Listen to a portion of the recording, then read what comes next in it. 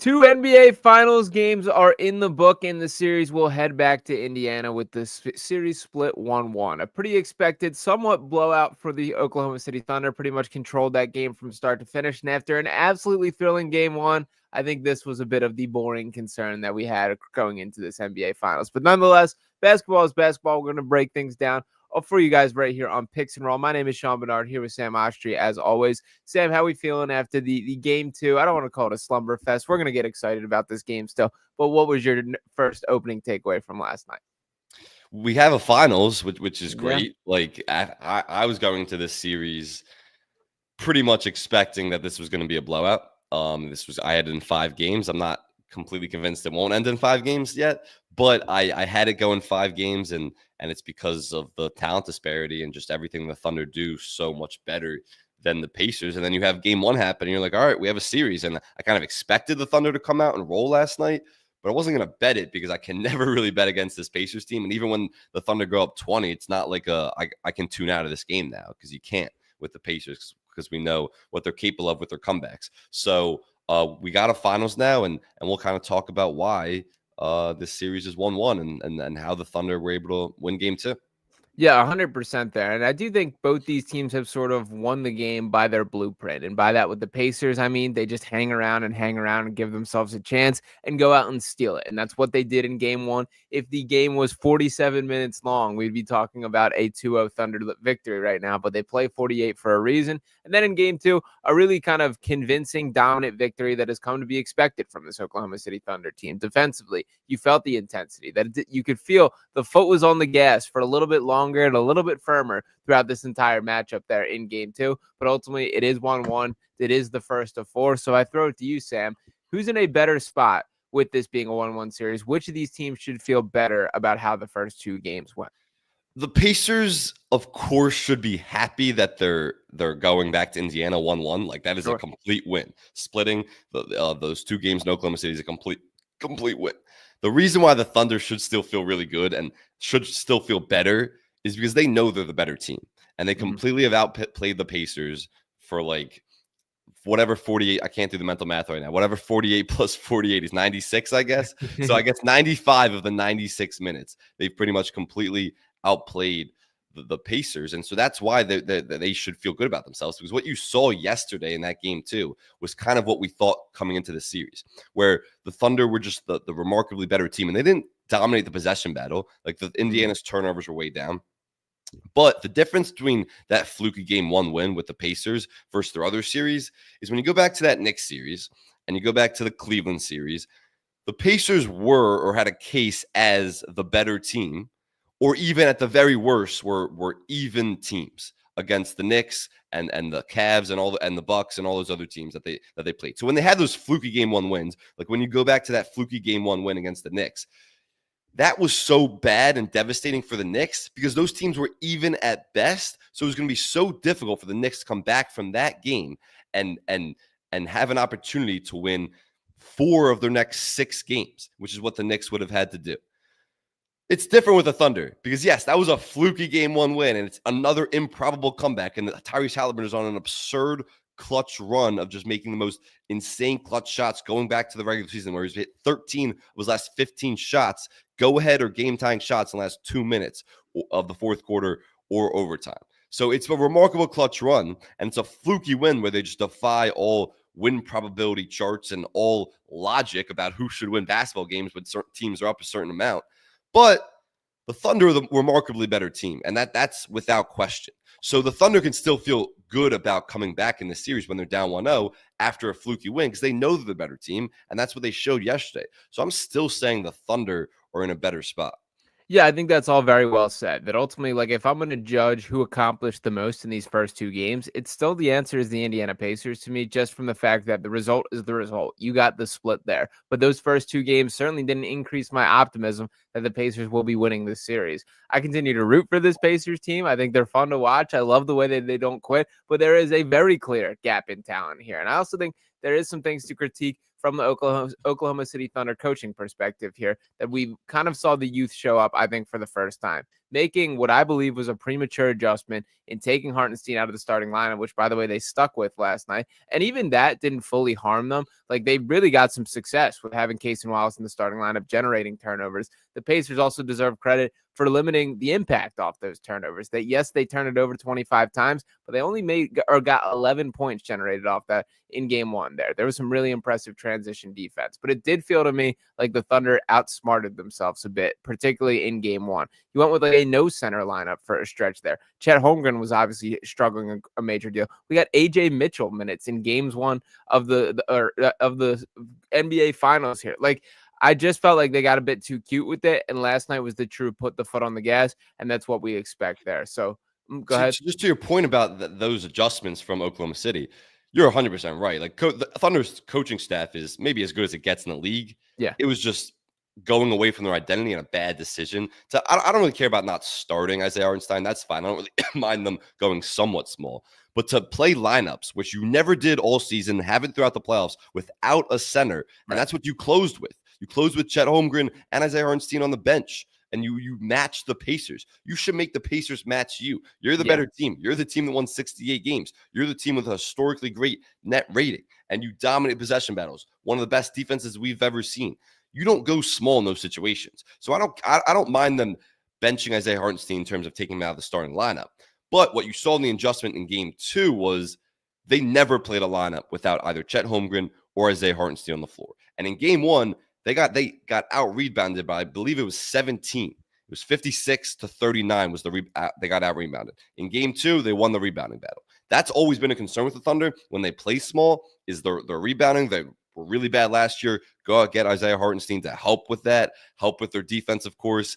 And what you saw in that game too was they went with their double big lineup for the first time all series. It was only 5 minutes, but those guys were great defensively together in those 5 minutes. And there was even a moment like you put Isaiah Hartenstein as a screener. He gets the ball in the short roll. We know how great of a playmaker Isaiah Hartenstein is in the short roll. Chet Holmgren's in the dunker spot. He throws a lob up to Chet Holmgren. Like those two guys developed chemistry throughout the year. Those two bigs work really well together. They're both good passing bigs, good finishing bigs. We know Chet can be a perimeter player. He can shoot. I really like when they're on the floor together. It was only 5 minutes yesterday. I would like to see more of that. But the point was that the Thunder never went small. They always had one center on the floor. So yeah, I thought that was a mistake in game one. Evidently, they thought it was a mistake too, and they acknowledged their own self-mistakes. And then in game two, they never played a lineup without a center on the floor. So that was a great adjustment from OKC's perspective. Yeah, 100%. And it was nice to see Chet Holmgren shake off some struggles. He played very poorly in game one and was off to a slow start again last night, but did get things together, ultimately finishing with 15 points and 6 rebounds. And I thought you really felt his presence out there. So I was starting to get concerned that the lights might have gotten a little bit too bright for Chet. It was nice to see him settle in and be a key part of this team. Now, we've talked plenty about kind of the depth of both these teams, the Oklahoma City Thunder specifically here. But to bring it over to the Indiana Pacers, we do have to look right at the head of the snake when talking about where things went south a little bit yesterday. Tyrese Haliburton, your favorite player here, Sam. He's gotten plenty of flowers throughout these playoff runs, and deservedly so, that he is Mr. Clutch. He has hit a ton of big shots here. But I think what is different about Haliburton compared to these top-end stars that he's kind of clawing his way in the conversation with is they don't have the dips in the way that he does. Now, his pure stats last night look better than his game ultimately was, that he finished with 17 points, 6 assists, 3 rebounds there, had 2 steals and 2 blocks, but 7 of 13 from the field. And it was one of those games where you did not feel his impact out there for the vast majority, certainly the first 2.5, 3 quarters there. What do you make of Haliburton's performance last night? Tyrese Haliburton conversation has been one of the more nauseating conversations regarding an individual player throughout these last 2 months in this entire playoff run. How so? I mean, the swings, and I get it. We're in the media. I get the conversations we have to have every day, but the swings on him from maybe he's the best player in the league, you would think, but by how some people were talking, top 10 player, superstar, this and that. From to what you see with some of these performances, like Game 5 against the Knicks. And of course, last night. And it's ironic because he was a guy recently in a press conference who said, there's a lot of box score watchers out there who don't really understand his impact on the game. But if you actually look at the box score yesterday, you would think he had a decent game. But the box score in this case doesn't help him.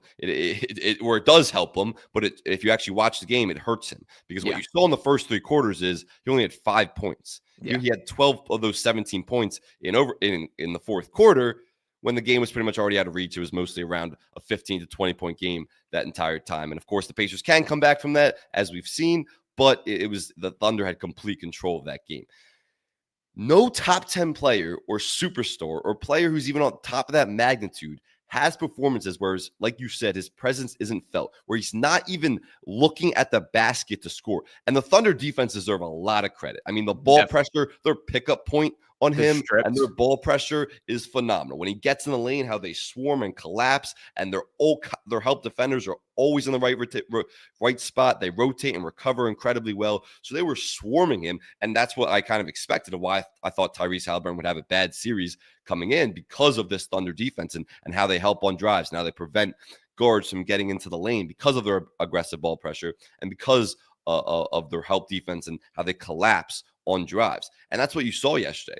But what you also saw was how passive he was. Great players. We're talking about superstar level players, which I've heard this. I think on the Chiron on ESPN, I've seen Tyrese Haliburton the word superstar like 10 times during this playoff run.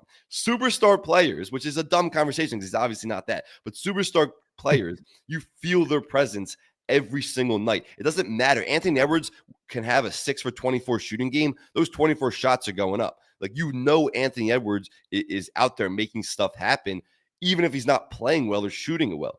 You can have a bad performance, but you can't let go of the rope. You can't not maintain an aggressive nature offensively. And I get him being aggressive doesn't mean scoring the ball all the time. It means kicking. But he was passive yesterday. He was not aggressive, and that's not what you see from superstars. Superstars do not have 5 points through 3 quarters. Like, it's just not top 10 players. None of that. So yeah, Tyrese Haliburton is on an absurd clutch run. He is a great player. He really is. And what he's done this year to carry this Pacers team is remarkable. He should have won Eastern Conference Finals MVP. It was a travesty he didn't, because he is the best player on the Pacers, and he was the best player in that Knicks series. And this clutch run that I talked about earlier is remarkable. We've never seen anything like this in NBA history. We really haven't. He's made 13 of his last 15 shots to go ahead or game tying shots in the final 2 minutes. That is unheard of. Like, that's like good clutch numbers. When people were like, Kobe Bryant's a great clutch player, his clutch efficiency numbers are awful. He just constantly met the moment on big shots. But for Tyrese Haliburton, it's like, yeah, that's great. He's done that at a really high level. I still am not buying that he is like this top 10 player, because top 10 players don't have performances like they had last night. So if we're going to be super strict with the superstar label, I will note that Anthony Edwards was held to 13 field goal attempts twice in the same series against this Thunder team here. I'm not here to argue that Tyrese Haliburton is in that top tier of elite conversation. I think it is. We can all kind of come to the conclusion that he's a guy that has made the most of this moment, a guy that is a very good basketball player. I think comfortably, I would put him as a top 15 NBA player. Do you think that is fair? Probably. I mean, I'd have to go through the entire list. Probably top 15 to top 20. Yeah, or around I think that's there. fair. This is kind of the closest comp that I was really thinking through and doing this as like a thought exercise, trying to get to it. I think Jimmy Butler is the closest thing I can get to, is like where he is from a range perspective, because Jimmy Butler is a guy that when he has his heights, that he will put a team on his back, carry a roster through a playoff series. Certainly a guy who likes that clutch time shot. But there's also a lot of games that I've watched Jimmy Butler where he doesn't look that interested in playing basketball, where he'll go through the motions, particularly in the regular season there. Haliburton is a different flavor of that for sure, that he's got more energy, he's got more juice, and is obviously stylistically very different as a basketball player. But do you think that is fair from a range perspective, or where he stands up around the league? I don't love it. I don't love it because, look, Jimmy Butler right now is not Jimmy Butler in his prime. I mean, Jimmy Butler's past his prime. When Jimmy Butler was in his prime, he always met the moment. Like, he rarely had playoff duds. We know he was a different player in the regular season and playoffs. Yeah. I don't think you could say that about Haliburton. Like, Haliburton was great to close this regular season. He didn't start the year great, but he was great in the last 3 months or so in the regular season, and he made an All-NBA team because of that. With Jimmy Butler, it's like he doesn't try as I don't know if try as hard, but he's not the same player as in the regular season, but he elevates his performance in the playoff. what we see from Tyrese Halliburton is he elevates his performance in the clutch and the final few minutes of games. That's been remarkable from him. But you've still seen playoff duds. Like he had a game, I talked about game 5 against the Knicks where he really struggled. He had 4 points in a game against the Cavs. So Like is Jimmy Jimmy, Butler though. never had those playoff duds in his prime. Yeah, sure. Now when he's without Steph Curry, he's past his prime. He can't be a 1A guy. But Jimmy Butler, I knew was going to have a great game every single night in the playoffs during his prime, during when he carried the Heat to the finals, both those times. You could count on Jimmy Butler every single night. You know, at least once a series and maybe more, Tyrese Halliburton is going to have a dud of a game. He's going to have a game where he just looks passive, where, yeah, the defense is putting a lot of ball pressure on him and swarming his drives, and then he becomes passive because of that. Like great players will continue to stay aggressive despite that. And I thought the Pacers did a good job of kind of putting him off the ball and running him through some off-ball actions, which got him involved more, maybe getting him ahead of steam downhill. I thought the Pacers did a good job adjusting to that, but still, Tyrese Halliburton is the point guard. Like he's the guy you want. You want him to have the ball more than ever. So I don't love the comparison, but I also get. Like, I get your point. All your points are certainly valid on it. Yeah, I would argue back that I think we do see those with Jimmy, where we do see the duds on occasion. And what Jimmy, my takeaway is which this does not apply to Halliburton, is Jimmy will throw the towel in for certain games. When the job is done, where they'll take a 1-0 series lead, and then that team's obviously bringing their best punch back. I've seen Jimmy Butler in the second quarter seemingly have that realization of, yep, tonight's not the night. Let's pack it up, get ready for game 3. That is not something that applies to Halliburton. I also think just pure talent-wise, I would argue that Halliburton is a more talented basketball player, just purely on skill. Obviously, Jimmy does more defensively, and they both have very different strengths and weaknesses. But I don't know. I think that the Tyrese Halliburton, the conversation has swung too far in both directions for sure there. Yeah, because that's what happens when you have a playoff run like the True. Pacers are on, which is a pretty improbable run. But it's like I just I don't want to hold him to this standard. But that's what people are saying is that superstar top 10 player. So if you're going to claim that, I have to hold him to this standard. And he hasn't met that standard time and time again. Yeah, he has in the clutch certain moments. He didn't play good in game 1. Like he didn't play well in game 1. He struggled in game 1 for the similar reasons we talked about because of the stuff Oklahoma City was doing defensively. But it doesn't really matter what he did in game 1 because he had the remarkable game winner, which is all that matters. So, but he didn't play well in game 1 either. So yeah, it's just when you have when you're holding him to the standard of like top 10 player superstar, which he isn't, and he shouldn't be held to that standard. He's a great player. He's the best player on a team that is in the NBA finals right now. And he is the Pacers engine. Like everything the Pacers do offensively with their pace and everything, it's because of who he is as a player. But I can't hold him to the standard of like Steph Curry's or Anthony Edwards or some of these guys who are really true superstars. And it's not fair to him necessarily, but when the conversation becomes that ridiculous, top 10 player in the league, you have to hold him to that standard. Yeah, no, I get your point there, and that's very fair as well. So we've talked plenty about Halliburton here. If we're looking ahead to how this Pacers team can find a way to win this series or at least win the next game here, does it purely fall on the shoulders of Tyrese Halliburton has to be better, or what other adjustments are you looking for from this Pacers team? Yeah, so I thought the Pacers did a much better job in game 2 of not turning it over. Obviously it was remarkable. They had 24 turnovers in game 1 and somehow still won the game. But that was because the Pacers transition defense was so good. I mean, even off those turnovers, they did a great job of getting back on defense and preventing the Thunder to get transition opportunities and points off of turnovers, which the Thunder have done so well all year. I mean, they led the entire NBA in points off turnovers because they forced more turnovers than any other team. The Pacers' transition defense was great in game 1. Game 2, they did a great job of eliminating those turnovers. And I thought the recipe was there where it's like, if you limit those turnovers, you're not going to give the Thunder fast break opportunities. And the Thunder didn't have that many fast break opportunities. I think a big reason is of what the Pacers need to do is you have to put more pressure on Shai. And Shai had a really good game 1, but not a great game 1. He was brilliant in game 2. I mean, getting to every spot he wanted to, getting off the ball more and letting the ball come back to him. There was so many possessions in game 1 where they didn't really, Shai had the ball and those possessions ended without him even passing it once. He passed the ball up more, getting off the ball, let the ball come back to him, let the Thunder run a ton of actions, confuse the Pacers defense. And I thought the Thunder did that really well in game 2. What the Pacers need to do is they need to send everything at Shai and just make a Jalen Williams and Chet Holmgren beat you. You're right that Chet Holmgren was better in game 2, especially early. He was more aggressive. He looked more comfortable. Jalen Williams was still pretty efficient in game 2. Or excuse me, inefficient in game 2.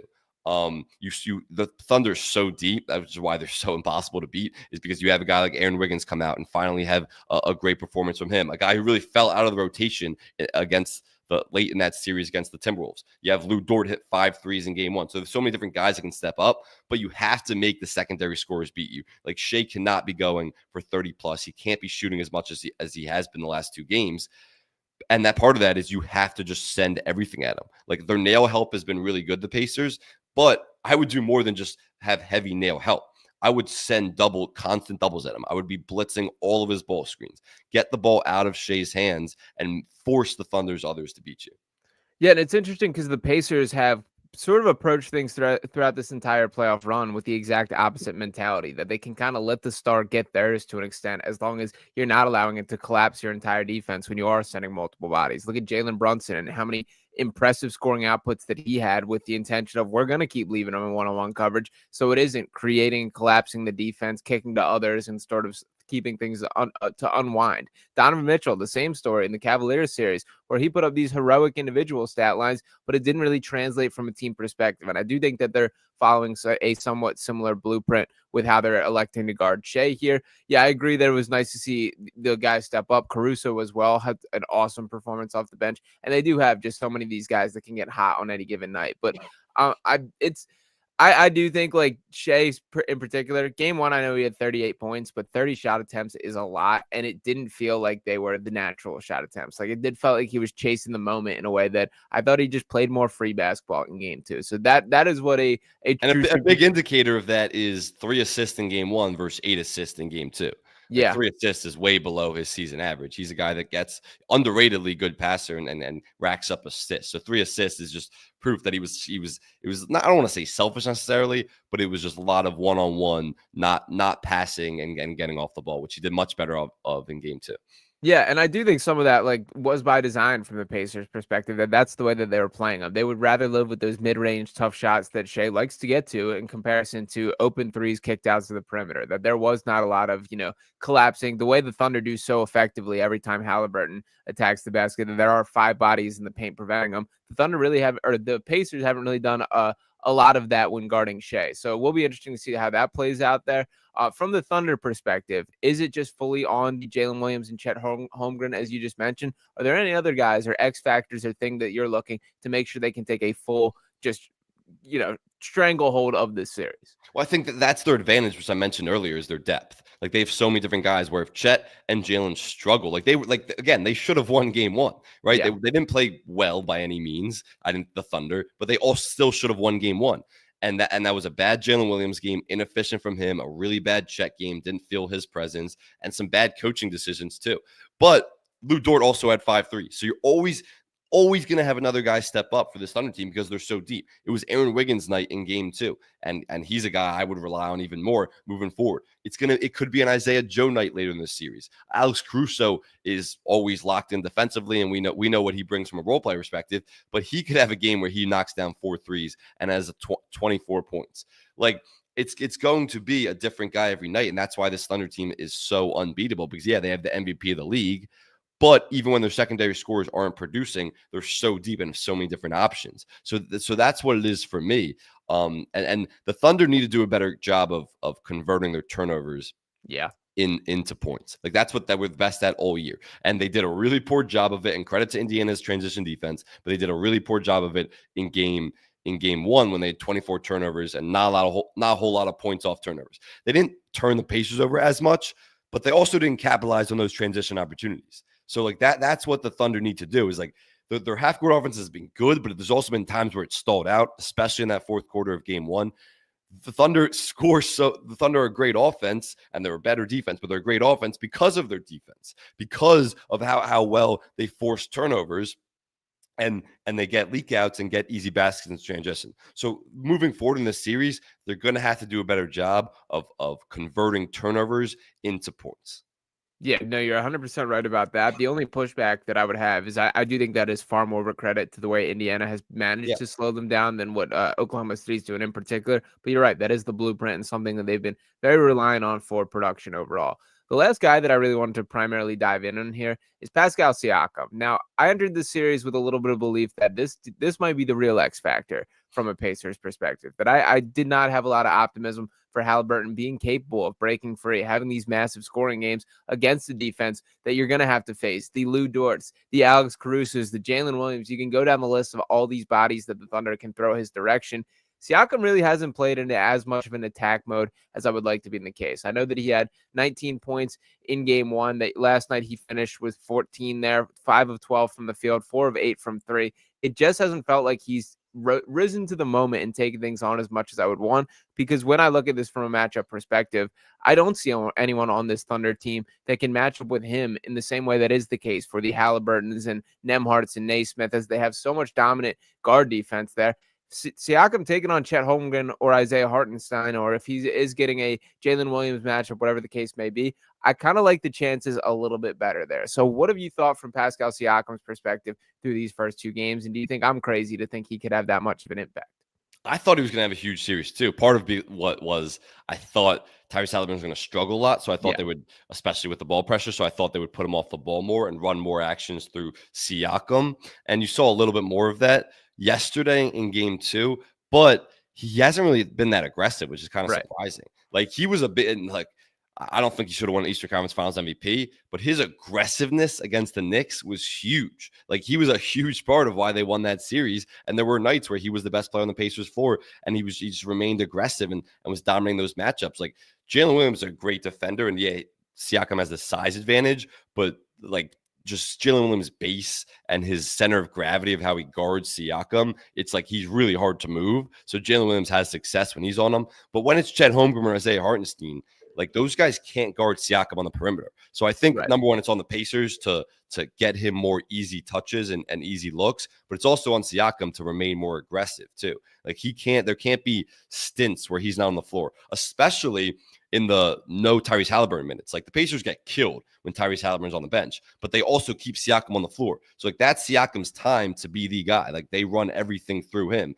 and he needs to be more aggressive. The Pacers need to find him ways to get easier touches. But yeah, if Siakam's scoring less than 20 or averaging less than 20 in this series, the Pacers have no chance. They need him to be a guy that's scoring at least 24 a night. Yeah, and I think that fully falls on him, that he needs to look himself in the mirror, that I got to play in attack mode a little bit more than has been the case there. But ultimately, a lot more to get into. We will be live for game 3 on Wednesday, so make sure we stay tuned in for that. We got a ton of exciting stuff brewing from a bet perspective. We got the Wheel of Doom. We got the box of bad beats. We got plenty of fun stuff. Potentially a super special guest. Yes, working on a potential super special guest. So it would be I'll be very excited if we get to announce that there. So make sure you're tuned in live. Any other thoughts on Wednesday, Sam? It's going to be a time. Everyone's going to want to tune in. It's going to be a time. I don't even know what to expect, honestly, but going in nervous and excited, and hopefully we get a good guest there, which I think everyone will know the name. Yeah, and I have 2 articles of clothing that I'm praying get here in time. I have one that's currently projected to arrive at 9 p.m. on Wednesday, so I'm hoping that can get bumped up a little bit sooner than that. What are the articles of clothing? Can I get a hint? Indiana based. But give me a hint. I'll say Indiana-based articles of clothing. Yeah, well, you are an Indiana guy. Yeah, I don't have any allegiances to either of these teams, so it's like fair. But I don't even know what I'm going to bet. I have to see. Yeah, you've been if anything, a Pacers hater, I would say. Yeah, I mean, I've come around on them for good reason. Like they're in the finals. I've admitted I've been very wrong about them. I've picked against them literally every single series, going back to even the Bucks, which is embarrassing at this point, but it's true. So yeah, I mean, I would probably be on the Thunder to stay on brand. Yeah, that is fair, but we'll see. I haven't even looked what the line is for game 3 yet, so we'll be very interesting to see how that. I would assume the Thunder are still favorites. You want to check on that as I start to swing things here? Yeah, I'm going to check on it right now. I'm going to guess Thunder -8. Maybe 6. Seven. Thunder -7 is my official guess. You got an official guess? I'll go Thunder -5. This is bingo. Thunder -5 on the head. Look at that. Yeah, I figured this would be the game that the Pacers would get the most respect from a book's perspective here is like if they're gonna win another, it's probably gonna be game 3, certainly game I 3 would or have game thought 4. that if it was 2-0 Thunder, because we've seen the Thunder take their foot Sure. off the gas when they've been up to 2-0 before. But because it's 1-1, going back to Indiana, and the Thunder were just 11-point favorites, like being home court advantage, which I don't think matters that much, is this 6-point swing. That's kind of surprising to me. I'm definitely going to be on the Thunder. I'll promise you that right now. All right, well, we'll be going head to head for that. So make sure you guys are tuned in to see us yelling, getting rowdy. To transition a little bit out of this NBA Finals game and kind of talk a little bit around the league stuff, a little bit of a wide question I want to start off with you. Is there one team in the NBA that you think is the most interesting storyline this offseason? That what they do could have domino effects around the league, a team that is holding the cards in the way from a league perspective or can really change the outlook of their franchise this particular offseason? Is there a team that jumps out to you with those sort of qualifications? It's the Bucks, and it's because they have the biggest domino of the offseason, Sure. and that's Giannis Antetokounmpo. Like, I think a lot of teams, their entire offseason plan of their plan A, plan B, plan C, a lot of it changes. People who have plan A for pursuing Giannis Antetokounmpo, their plans change if he doesn't become available. And it's not just that. Like, if a trade goes down with him, it is going to be a massive 3-team trade, a lot of moving Yeah. parts. And what you saw with like a Damian Lillard trade a couple years ago is Drew Holiday was involved in that trade, and he went to Portland, and then he was rerouted to Boston, and Boston ends up winning a championship in large part because of the addition of Drew Holiday. So like, it's not just Giannis; it's whether it's the Houston Rockets or the Knicks, which I don't think is going to happen, but potentially the Knicks or like the Spurs or whoever it could be that will pursue and ultimately get Giannis. It's going to be a lot of moving parts in some type of 3-team deal to make the salary caps and salary matches work. So there's going to be other players involved in that deal that will be rerouted to other players. So he's the biggest domino. Then there's a lot of teams that Giannis might be option A, like a team like the Rockets. Giannis might be option A. Okay, maybe he doesn't become available ever. The Bucks say we're keeping him. He decides to stay.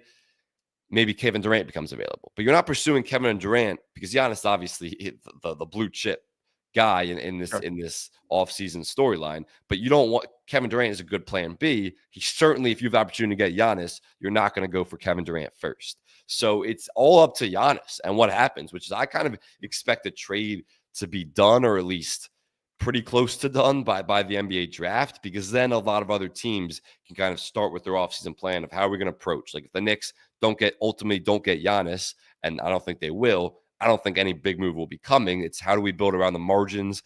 How do we work out this Bridges extension? It's all this other stuff. So Giannis is the ultimate domino to fall of this offseason. So the Bucks hold all the cards, and it's really not even the Bucks. It's more so Giannis and what he decides to do. And there's been some conflicting reports recently. Yeah. Certain people are saying that there's a possibility that he might actually decide to stay.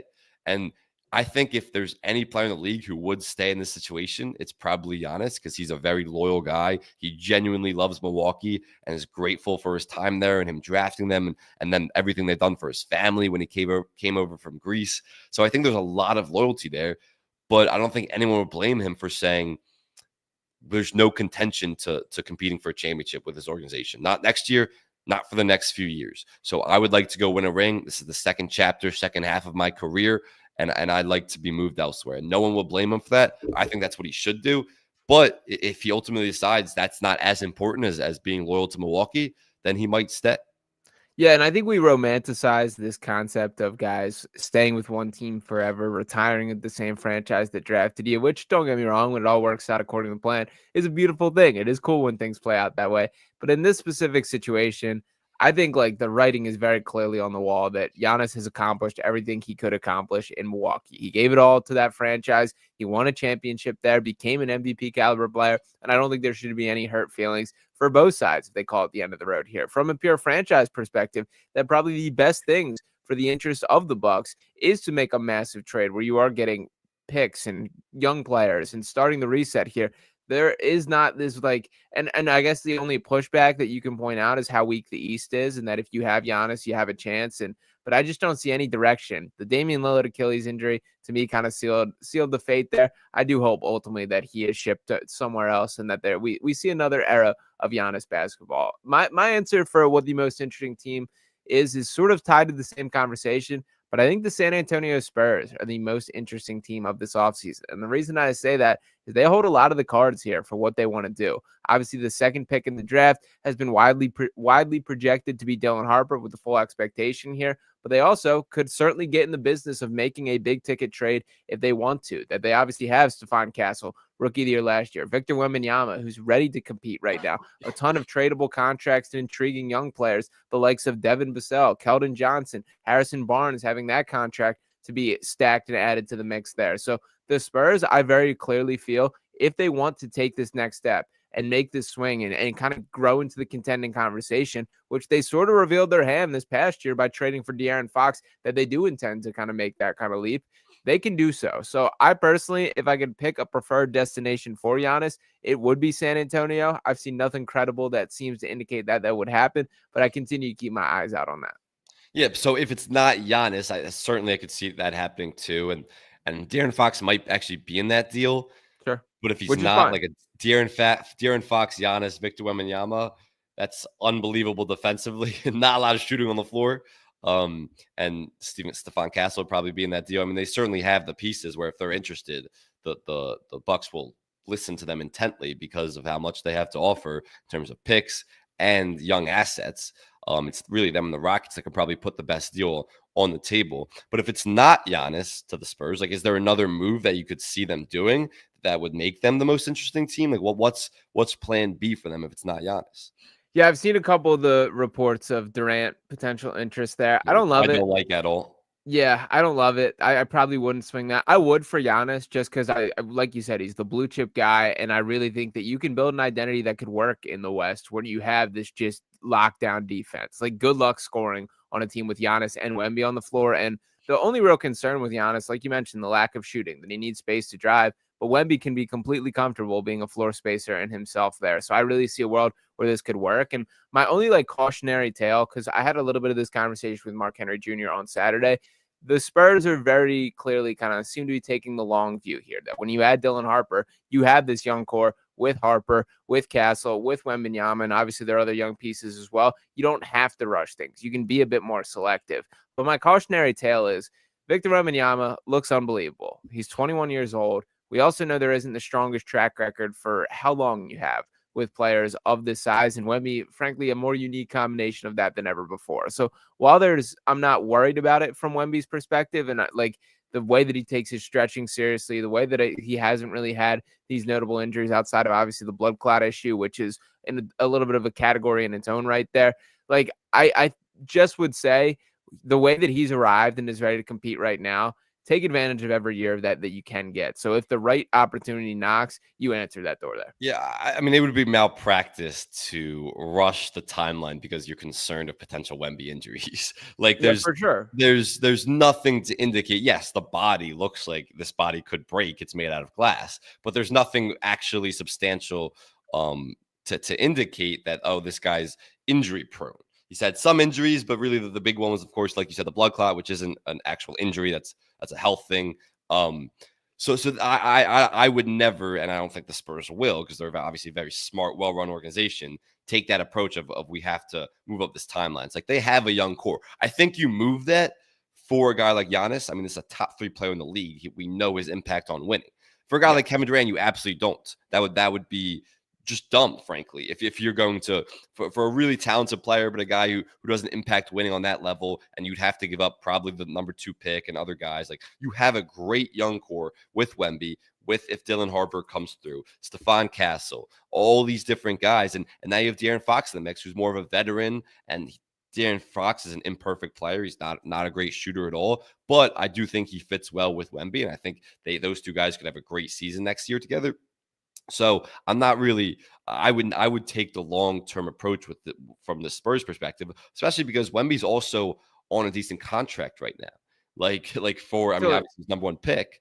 So he makes all NBA this season and then getting paid. That's what I'm saying. It's like right now, but it won't be for long. it won't be for long. So I don't know why you would just bring in a bunch of guys who are really expensive, like maybe a Kevin Durant, some veteran guys who are really expensive when you're going to have to pay Wemby a ton later down. Like you're going to have to pay Wemby a ton pretty soon, but you're going to have all these, like Dylan Harper will be on a decent contract for a few years, Stephon Castle, all these different guys. Like your luxury tax, or excuse me, your salary cap works right now because of the young pieces, and you have such a talented core where it's like you bring Dylan Harper in next year, bearing some health situations, and we know how good the West is. This is definitely should be a playoff team. That's the expectation. If we all think Wemby is as good as he is, which I think all of us believe that he's a top 10 player in the league right now. So this should be a playoff team next year. There's no reason to rush it and rush this process when you have such a great young core. So the Spurs could make a lot of noise with Giannis, with making a Giannis move. Other than that, it's kind of, to me, like stand pat, build around the margins, similar to the Knicks.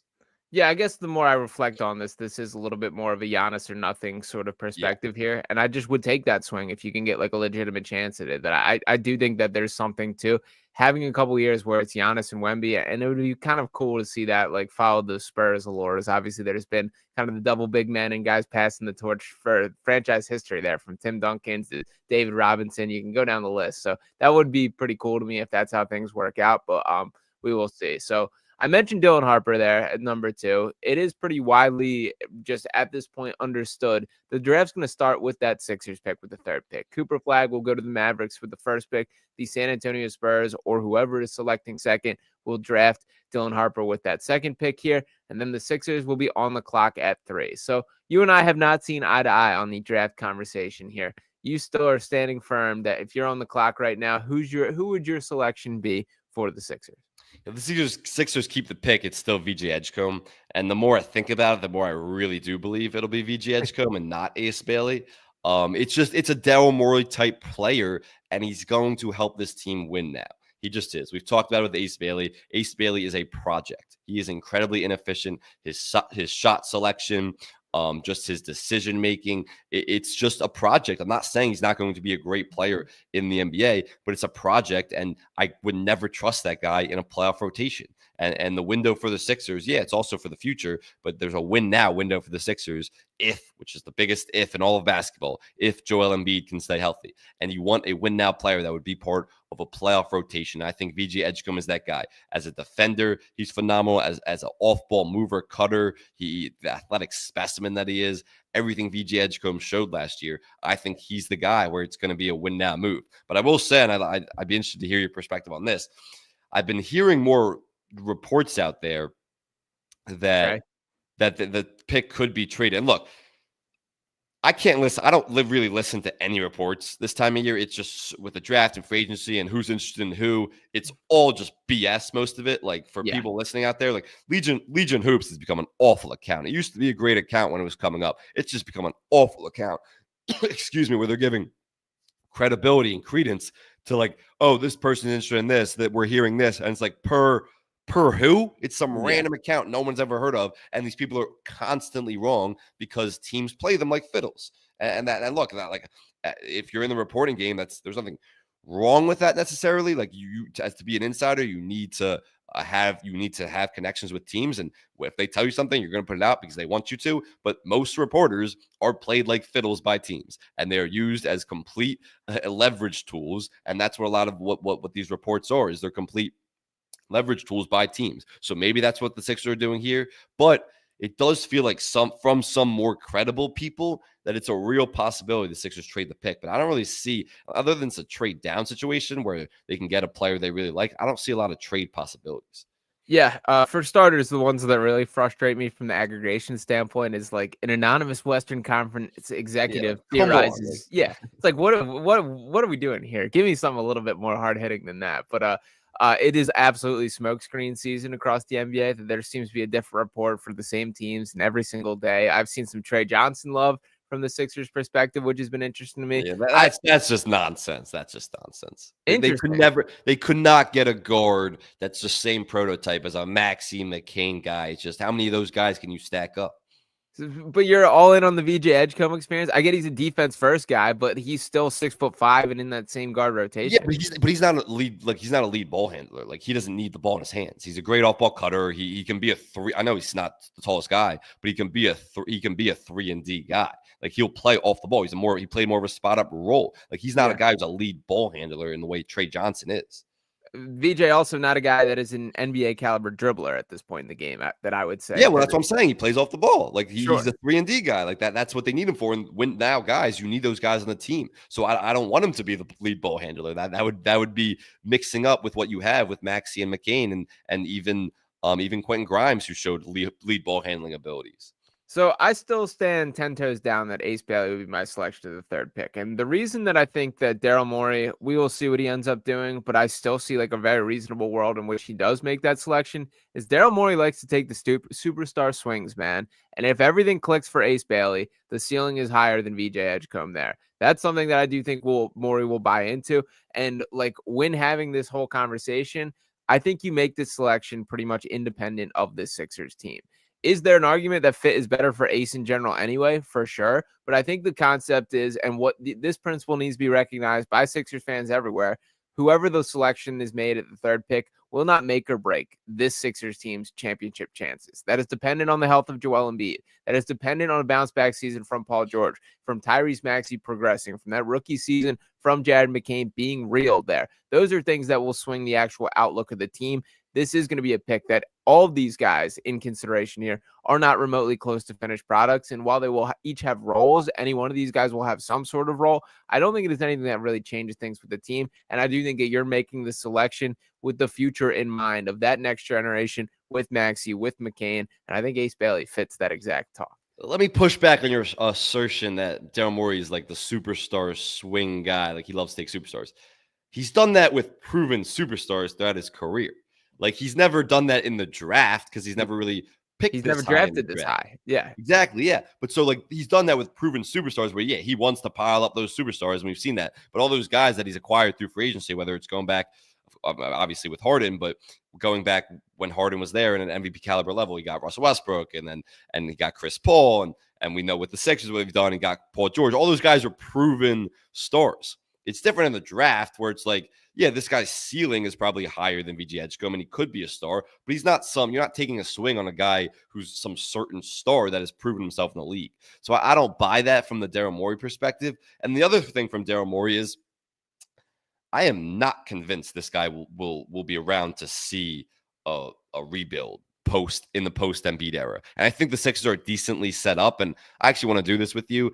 Zach Lowe did on his podcast of the top teams. If you were just going to be a president of basketball operations for one team, drafting those top teams in the East, and he did it with someone on his podcast, and that person said the Sixers were the last team he would select in all of the East to oversee crazy, right now, which I think I'm completely with you. That's ridiculous because I think, and we should do the draft maybe next week, but the Sixers are decently set up in the post-Embiid era. Like I get all the Embiid criticisms; those are all valid, but they're actually pretty decently set up in the post-Embiid era with Maxey, McCain, whoever they draft number 3, all these guys, and you could get off of a Paul George contract if you really had to. If Embiid career somehow comes to a halt next year, you could get off that contract. So my point is that I don't think Daryl Morey is going to be here to oversee, even though they're decently set up. He's not going to be here to oversee a retool effort where this team's a middle of the pack team going back, chasing championship contention, whether it's the Sixers letting him go, whether him trying to look at his next opportunity where he can actually win a championship. He's not going to be here for the post-Embiid era. So I don't think he really cares what Ace Bailey is in 7 years or 6 years. And you're right that the Sixer, whoever they draft won't make or break their season next year.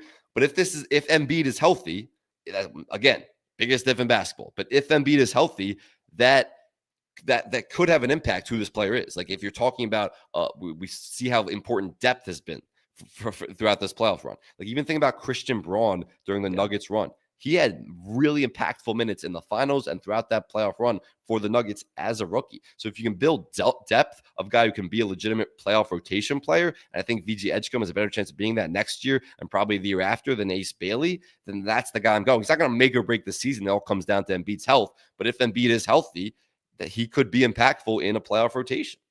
Christian Braun also entered the league after 3 years at Kansas at 22 years old versus all these guys that we're mentioning right now, from Trey to VJ to Ace, we're talking 18 and 19 years old. I know, but I'm just saying more win now guys. I get that, and he was a champion in Kansas, but it's more win now guys who could impact your rotation as a rookie in the playoffs. Like that. That's all. Sure. That's the point. I still think, like, looking at, to keep it on Ace here, him in a more minimized role, it can do all these things. Like, if he's just a 3-and-D guy that is playing some really high level defense, and I will also stand on the point, I do think there's a somewhat likely world that Ace Bailey becomes the better NBA defender out of him and VJ here.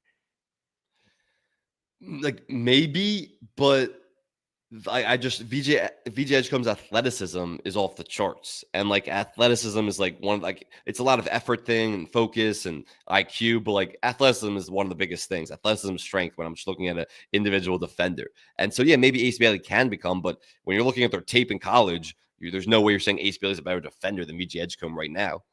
I don't think it's that far off. Like, VJ is the better defender currently for sure. I'm not gonna get in there, but I don't think that there's a insane gap between them. Like, some of the rim protection stuff that Ace has, and really the critique of Ace is there will be the moments where the motor dies a little bit, where he can get caught sleeping off ball, and like that's kind of the critique here. But you also see flashes where that dude absolutely locks up, and him as a weak side rim protector, I love him being bigger in size. Like, so the VJ, don't take it too deep of a dive into the VJ post defense tape, because that's where it gets ugly a little bit. And I get, like, that's not going to be his primary role, but I do see a world when, like, projecting these guys forward where there are going to be teams from a playoff perspective circling that guy, saying, let's get him in a one-on-one spot, get him in the post now. No, they're not circling VJ Edgecombe when you have Maxey and McCain on the floor. Those guys are being targeted more than anybody, and that's why I think he could pair well with. I think he could pair well with one of them on the floor, because both those guys are, and Maxey's improved defensively, but both those guys are defensive liabilities and will be. Maxey was targeted. He was targeted against the Knicks a lot. Every time down, almost, Brunson was targeting against the Knicks a couple years ago in that playoff series. And he's improved, but he's still a guy that you're going to target just because of his height. And that's why big reason why Brunson's targeted too defensively. So I think pairing one of those guys with VJ Edgecombe, his post defense is probably really bad, but as an on-ball defender, I think he could pair well with the Maxey or McCain duo. Yeah, I mean, last year I will defend Tyrese Maxey was at least a league average defender last year. I think a notch better than that. I think he improved, but it's also just like it's such a wash of a season. But I do think he improved defensively for sure. He definitely showed flashes of improvement there. It's different when you get to the playoffs, though. It just is. Like even Tyrese Halliburton, I think, has improved a lot as a defender. You're still targeting him constantly in the playoffs because he's the weakest link on that floor, and that's why the Thunder is so great. It's like Shea is probably the weakest defender, but I think he's been great defensively this series, but he's also way above a league average defender. Definitely. Yeah, no, McCain, very legitimate concerns there. Yes. We'll see how that shakes out. But again, very small sample size, rookie year, guys will get better and still very young. So I'm not like hitting the complete panic button that he can't get there. But McCain is certainly, when we're having this whole conversation, the biggest weak link to discuss. Now, to shift it back to draft talk overall, I know you mentioned before we hopped on here, you've been starting to dive in the weeds, look at some names deeper down on this draft list. Is there any guys that you want to stamp as your guys per se, or guys that are jumping out to you that you believe are going to be steals in this draft, maybe in the later first round? Even from the Sixers perspective, you can swing if there's a trade down situation, guys like that jump out to you. Any names like that pop right to your head? Well, Derek Queen will always be my guy. I will be going to bat for Derek Queen, and he will be a phenomenal NBA player. And Kevin Willard said it during the season. He was like, if this guy was a white European, he would be the #1 pick in the draft. Yeah, I've heard that, by the way. Can I ask when the last white European was drafted first overall? I have no idea. Was Dirk first overall? He was not. I did look this up at the time too. It was what's his name? It didn't turn out that good either. Like early 2000s. Andrei Kirilenko? Yes, Andrei Kirilenko was the last white European to be drafted first overall. He had a decent career, nothing special, but decent career. Not a #1 pick. My point being, for that quote here, I just don't think that's true. Yeah, I mean, I think it's slight hyperbole. But the sentiment is true, where it's like he would be a more respected prospect if he was a white European, just because we've seen the skill set translate. Like everyone's looking for the next Nikola Jokic, everyone's looking for Alperen Sengun type, like all these guys, big men who maybe aren't super athletic but can impact the game with their touch, with their passing, their vision, all that stuff. So I think it's the sentiment that counts, which is true. Yeah, he wouldn't be number one pick, especially in the draft with Cooper Flagg, but it's the sentiment that he would be a more respected prospect, which I do agree with. And look, I love Derek Queen, so he'll be my guy, and we'll get into more of that because he's going to be a top 7-ish pick, and it'd be shocking if the Wizards. It'd be shocking if the Wizards, with everything he was in their backyard last year, I would be shocked if the Wizards pass on him. But we'll see what happens there.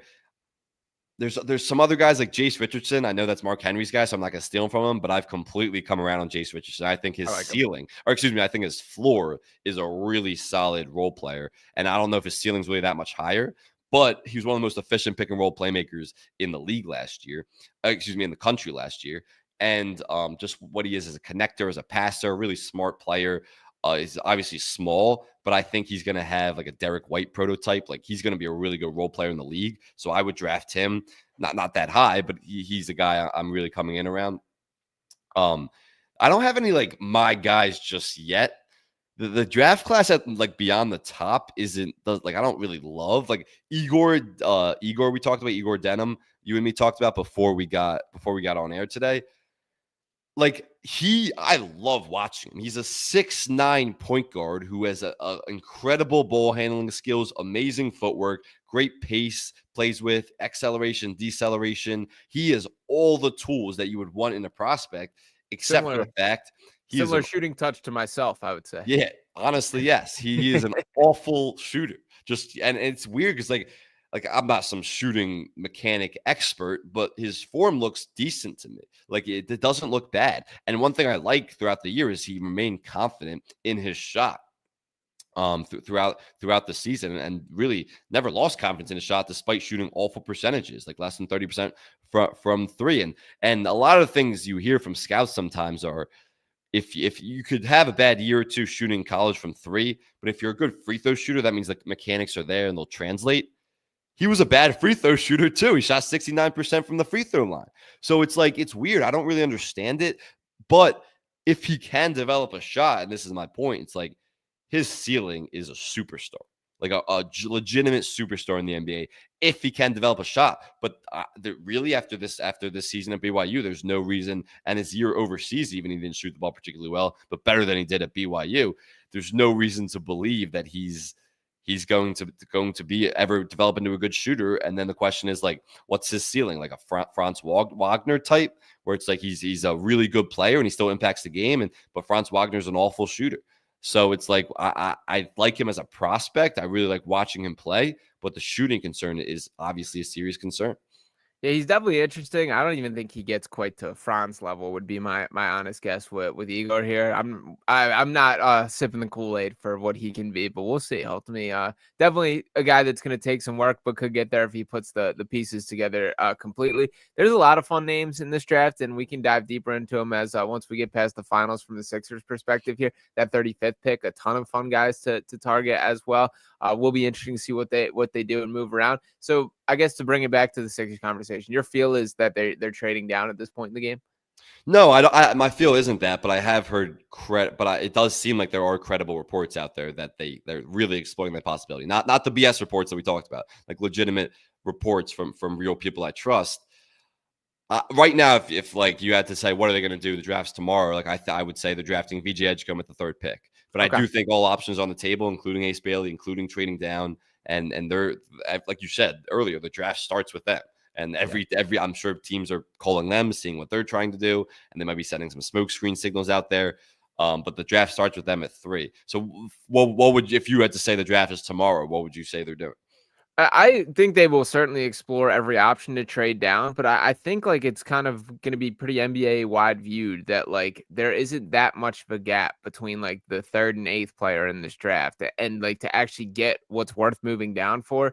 I'm a little bit skeptical that package comes together. You can make the case like a team like the Nets makes a lot of sense for me if they want to get up there and take that swing. The Jazz, who still could use like a swing for a top end 1A guy. If one of these teams falls in love with Ace and you can drop down a couple picks, I'm totally game with that. It is important to me that they walk away like with a clear top selection, top 10, top 15 guy to add to this youthful core. So I think they'll try to move down, but my honest guess would be that they stay right there at 3. And I won't lie, there's a part of me that kind of believes they might take the Trey Johnson swing.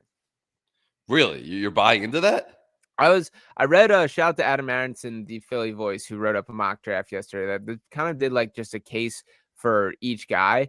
And it goes back to like I think it's true, that principle that Daryl Morey is going to want to take the superstar swing. I think that that's going to be something that he can't ignore, or you, like when you're picking this high, that's the direction you got to go. I mean, Trey Johnson, while I'm not that high on him, like I would not take Trey personally whatsoever here. I think the defensive concerns are even greater than anything we've acknowledged with some of the other guys. I don't see anywhere where he's a neutral or positive defender. His playmaking feel, I don't think, is there yet. He did some pouty stuff on the court, but he led the SEC in scoring with 19.3 points per game, 39% shooter from three, broke Kevin Durant's scoring records at Texas, which does not happen by accident there. And I like the shot's very repeatable. He can play on or off ball. There's things you can certainly like there. So I have a little bit this week. I've kind of had a little bit of that feeling. Yeah, I do you subscribe to my theory at all that like he's only really taking the superstar swing with proven stars. Like I don't buy that he would do that with the draft. He's done that with proven stars who have proven themselves in the league. And B, that I don't believe he will be here to usher in the post Embiid era. So I don't think he's thinking about it from that way. Do you subscribe to that? Do you believe in that at all? I think that there is more truth to like him making the selection from a long-term stance, like kind of gives him a bit more job security, that you can make the case to ownership that I've laid out this blueprint for life post Joel Embiid that sets us up if this plan A does not work. So I think that he can view That's if he wants to be. I don't think it's going to be all like an ownership gets rid of him. I think he might also want to get out of there. Oh, interesting. Interesting. I mean, all right. So I'll say this on like the superstar. I mean, he wanted to get out of the Houston situation once the James Harden stuff fell off, and they were entering a rebuild. Even though he'd probably rather be back in Houston these days than he would be in Philly, but he wanted to get out. But when they were going to retool mode, if you want to call it that. Yeah, I mean, Daryl is very much on the record about the importance of stars and how it is these top 15, top 20 guys that dictate what your ceiling is as a team. I don't think watching the Pacers. Did he watch the Pacers run? Well, I'm not saying I don't see quite eye to eye on him, but he will certainly repeat this phrase or some variation of that whenever you give him a microphone or ask him that particular question here. I don't think he's going to view this draft through a different lens of that. That if you can have a chance to add like a guy that could be a legitimate star, Daryl's going to be willing to take that swing. Is sort of how I feel like it. So I get your point about like the win now piece and things like that, but I think Morey is going to really identify this as like, when these guys grow into be their full players, who is going to be the best player? Who is going to be the guy that we believe could be a face of the franchise type dude? And I think that's how he's going to operate in making the decision. Yeah, it's a predicament. I think he's weighing it too, right? Like do you want a guy who could potentially have a super high ceiling and be a superstar for you in the post Embiid era, or do you want to try to maximize this window? And I it's really interesting. Like I don't know exactly what he believes behind the scenes. Of course, he's saying the right things when he speaks to the media about Embiid, that he's on the right track. He's going to come back. He's going to be at this MVP level. But like there's no way he can even fully believe that because he's a rational person, I think. And what do you even say? Like, there's, he's done fine, but there's nothing that he could say that like changes my mindset or my opinion one way or another. It just is what it is. No, yeah, but yeah, 100%. But I'm saying like from even what he believes, like what does he believe? Like, does he believe that Embiid is going to come back and be like a MVP level player and not get hurt? And if he does, then that might influence his pick. And if he's hedging against that and saying, I actually don't believe he will ever be at that level again, even though he would never say that publicly, then that will influence his pick in a different direction. So I think that's really telling of how he actually views the Embiid situation, which we don't know exactly. The only other thing that I meant to bring up the first time here is when you think back to the biggest swing that Daryl Morey's ever take, with the one that like sort of we think of when we think of Daryl Morey, it was that first trade for James Harden. That was a big swing for a guy with not a lot of sample size and not a lot of data here. At that point, James Harden was a sixth man of the year, was like the very clear third piece on that Thunder team. And Morey took that massive swing to make him the face of the franchise. That sort of feels like a more comparable situation than this. And I get Harden obviously was playing at the NBA level and slightly different with that. But I think we can call that like a big swing without him being a proven star. But yes, but the difference is that Rockets situation was completely different. They needed that on the roster because I don't remember that roster exactly. What was that, 2013? I don't remember the roster exactly, but I'd be pretty confident saying they didn't have any stars on that team already. Yeah. The Sixers already have, and of course, it's hard to have this conversation because we don't know what Embiid is, but they already have 2 All-Stars on the team and potentially even a third if Paul George can ever get back to what he was even 2 or 3 seasons ago, which is unlikely too. And then you have another budding star with Jerry McCain. So like that Rocket situation was there was no stars on the team. You have stars on the team now, so you don't need to go swing for the fence for a star. If you knew Joel Embiid is not coming back, that he's never going to be physically what he was, He's never going to play a game again. Never. Well, yeah, we'll walk all the way there. He's never going to play a game again. Does that change the way you make this pick? Yeah. So then you're more willing to take the Ace Bailey swing or the Trey Johnson swing? I'd be more willing to take the Ace Bailey swing. Interesting. I would. And again, I don't think Ace Bailey is ever going to be like that guy, but I do understand that I'd be more willing to take the swing. A, because his ceiling is higher than anyone behind him, except Derek Queen, and B, you have those prospects in place where if you miss on this pick, you still have Maxey, you still have McCain, you still have guys who can be centerpieces of the franchise, and Maxey is based off the extension that they get granted him, which was a ton of money. So you can even like swing and miss on this pick, which is like you take big swings knowing you may be able to afford to miss. And I think they could know that they could afford to miss because Ace Bailey is a huge, huge swing. And I don't think Ace Bailey is going to be a bad player, but I don't think Ace Bailey is ever going to be like, we're throwing out the word like potential like superstar or star. Like I don't ever see Ace Bailey at that. Do you think he could end up better than Tyrese Halliburton? Do I think he'll ever be better than Tyrese Halliburton? Yes. No. Tyrese Halliburton just brought a team to the NBA Finals. Ace Bailey will, as the best player on the team, Ace Bailey will never do that in his career. I can promise you that. Proven superstar Tyrese Halliburton from how we have done. Wouldn't go that far. I don't know. I'll give Ace a fair chance, but ultimately a lot more to break down. Any final thoughts? Who would be your coach before we end it? Because I know we're going long. Who would be your coach if someone had to ask you have to give one answer? Who will be the Knicks' next head coach? Who will be? Yeah. Johnny Bryant is who I think it's going to end up being. I've seen a lot too much smoke with it from Knicks people that I kind of respect, and that was the hot name from the beginning. I get they're trying to get sexy with the Jason Kidd additions, or try and trade, or Eric Spoelstra I've seen floated out there. The reality is, I think they take a little bit of the safe approach, give a guy an opportunity, and Johnny Bryant will be the dude. Yeah, I don't disagree with that. I think he's a real genuine possibility. I think the Jason Kidd stuff is very, very real, though. I think the Knicks will and are pursuing him. And I don't know how the Mavs do that because, of course, he's under contract. I could guarantee you Jason Kidd would rather be if you were to give him a blank slate right now, he said I'd rather be with the Knicks organization than the Mavs organization. I tend to disagree with that. Really? You got Cooper Flagg walking into your organization right now. Do you know who his boss is? Yeah, his boss is the worst executive in the entire NBA. He is the dumbest person in the entire NBA. He is. I mean, there's no debating. I know he had some good moves 2 years ago with PJ Washington and Derek and Daniel Gafford bringing those guys in.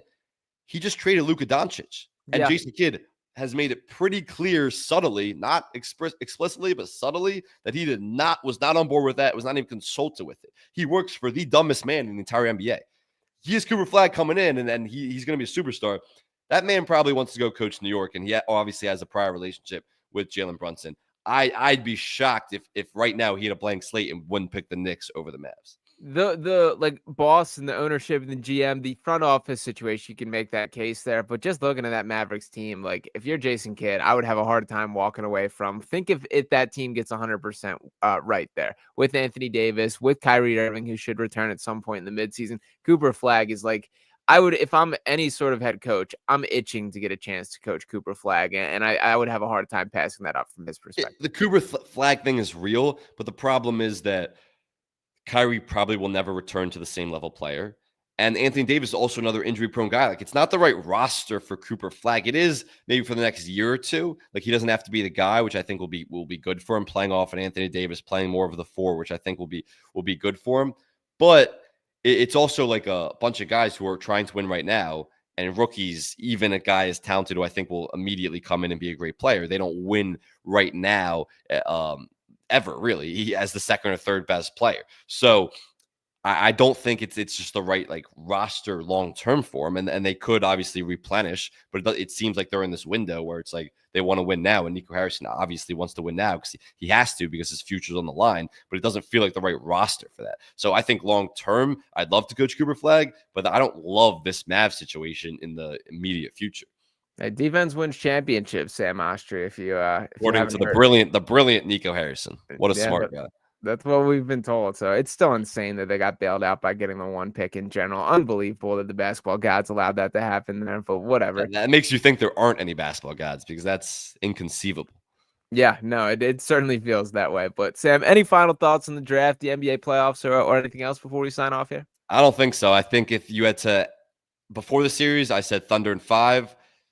I'll still keep with Thunder in 5. I think Thunder in 6 is more likely right now, but I'd still keep with Thunder in 5. I went with Thunder in 6, and I'm going to keep it there as well for now. I will be rooting on my Indiana Pacers for Game 3. Make sure you're staying tapped in and following along for the live stream we're going to be having rolling at the Gambler. Special guests, fun bets, plenty of exciting stuff, so make sure to be tapped in for that. Appreciate each and every one of you guys for tuning in. Make sure you're subscribed and dropping a like wherever you're watching. Keep it locked on the dial if you're listening to your radio, and we'll be right back talking to you next time right here on Fox Sports The Gambler.